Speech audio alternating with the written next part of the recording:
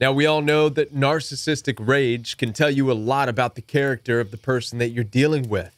All the name calling and cussing you out and screaming and yelling and fighting tells you just how toxic that person actually is.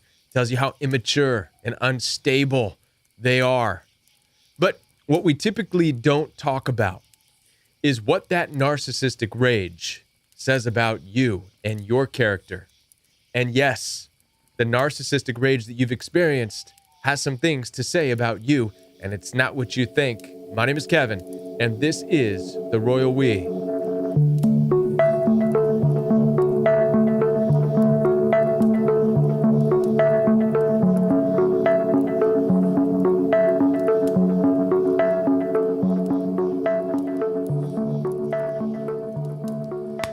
So what does the narcissistic rage have to say about you? What can you learn about yourself coming out of a toxic relationship with a person who has yelled and cussed and screamed and insulted you?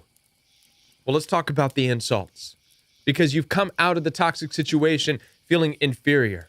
Because everything about you has been insulted. Narcissists will insult everything from your clothing fashion to the music you like to listen to the type of phone you like to use. You like iPhones? Well, guess what? The narcissist is going to put that down and let you know how ridiculous and dumb and stupid iPhones are. Not because they're bad, but because you like it. And again, it's easy to feel like you are inferior. But that's the farthest thing from the truth. The reason narcissists are attacking and insulting everything about you is because you refuse to be inferior. And that's the truth. Because your very presence and the way in which you live your life and you enjoy the things that you have in life from an inside place, meaning you selected it. You enjoy a particular type of music because it moves you. You enjoy food because it tastes good to you. You use a certain phone because you like the functionality of it and you're confident in your selections. And this bothers narcissists because you refuse to be inferior. You refuse to allow them and the things that they like to be the best and to be superior. And so therefore they insult everything about you because it's the only thing they can do to feel good about the things they like around you. And to be honest with you, narcissists don't even typically have things that they genuinely like. They move like chameleons and jump back and forth to whatever's popular, whatever so-and-so's talking about. They don't have something from the inside of themselves that they find functionality for, nothing sustaining anyways. They like something one day and hate it the next. You, on the other hand, you find something sustainable. You like the functionality of something and you stick with it. And this bothers them. And the reason is because you find something and you work with it until it is superior for your needs. And again, narcissists hate this. So again, they insult you not because you're inferior, but because you refuse to be inferior and you refuse to go along with what they say. And they need to feel like they're superior. Let's talk about narcissists who attack you or threaten you. And narcissists do a great job of attacking in a threatening way, puffing out their chest, acting tough, talking about violence and hostility and all this weird stuff. And you might feel weak in the situation because you choose to turn and walk away. You're not walking away because you're weak. And as a matter of fact, narcissists are not attacking you and threatening you because you're weak, even though that's how you might feel. The truth is they're attacking you because you're strong, because your very presence is a threat to them. Narcissists live in this place where they feel oppressed. They're constantly a victim. They are oppressed by the world around them. You having what you have, you being independent, puts them in a position where they feel like you are oppressing them simply because they're not you. This bothers them. They feel weakened in the situation because of their oppression, because of your independence. It oppresses them. Your strength.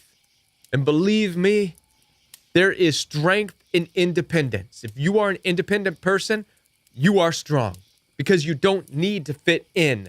You don't need them in order to feel good about yourself.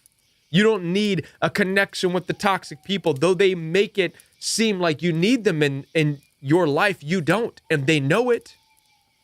And as a result, it oppresses them to know that they're not needed. It oppresses them to know that you are secure in yourself. And so they fight you, and they threaten you. So far, there's two things that we've discovered, that we've talked about. The reason you're insulted is because you refuse to be inferior. The reason you are attacked is because you are strong and independent. Both these things are triggering to narcissists. And finally, the reality of why narcissists ultimately hate you. This has everything, again, to do with your independence. Not only that, but it has to do with your inner joy, your gratitude in life, your gratefulness, your contentness, if you will. You are content in this life.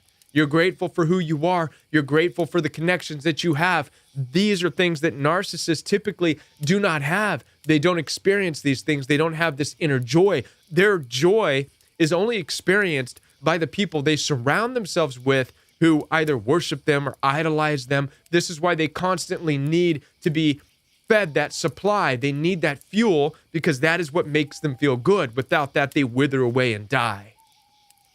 But you, on the other hand, you're self-fulfilled. And many of you are fulfilled because of your relationship with the Lord, who fills you up. However the case may be, you are full from the inside out. You're living from the inside out. Your joy is genuine joy. Your laughter is genuine laughter. And nothing bothers a narcissist more than genuine laughter. How many of you have seen a narcissist walk away in disgust because you laughed, and it looks like they got punched in the gut? They can't stand it. They hate it because they don't have that. If they are not receiving the attention from outside, they feel worthless, and they hate you and resent you because you don't require outside validation. Now, I know that you feel weakened, you feel inferior, and you might even feel a little anger and resentment inside of you, but nothing compared to what the narcissist feels. So let the hatred that the narcissist has expressed to you, let all of their attacks and all of their insults do this one thing. Let it reveal to you just how, number one, how awesome you are, but how different you are. Most importantly, that you are to have nothing to do with them. Narcissists have chosen to live in this dark place. They can get out of this dark pit if they want to, the dark pit that makes them feel like they have to be tough all the time. Many of them don't want to, because they've grown comfortable and safe in this darkness. But now you, on the other hand, are a light, and unfortunately, you dabbled around and experienced some of the dark world. But the reality is you need to get back into the light, and light has nothing to do with darkness. You cannot be a light in the darkness. Don't buy into this whole thing of, well, be a light in the darkness. Listen, a light in darkness will not be seen. A light in darkness is surrounded by darkness. The only way a light is seen is if it's divided by the, separated from the darkness. The darkness can see your light, right? Light surrounds itself with light. Darkness surrounds itself with darkness. I want to be a part of your healing journey, help you understand this further in this new year. Down below, you can find access to one-on-one coaching. We could do a telephone call. We could also do FaceTime or WhatsApp video consultations. Also, down below, you'll find access to Royal We Fellowship, which is every Saturday morning, an in-depth Bible study. This is Saturday mornings at 9 a.m. Central Time. That's Shabbat. And we are exploring the Bible from our understanding of this toxic world and the narcissism that exists within it. It is unlike any other Bible study you've been a part of. You can find the link to that channel down below amongst the coaching links. In addition to that, we have Monday Night Live Chat, which is every Monday night at 9 p.m. Central Standard Time. This is where we come together as a community. You can ask any question that you want. You can call me for free as long as you know that you're going to be on a live show.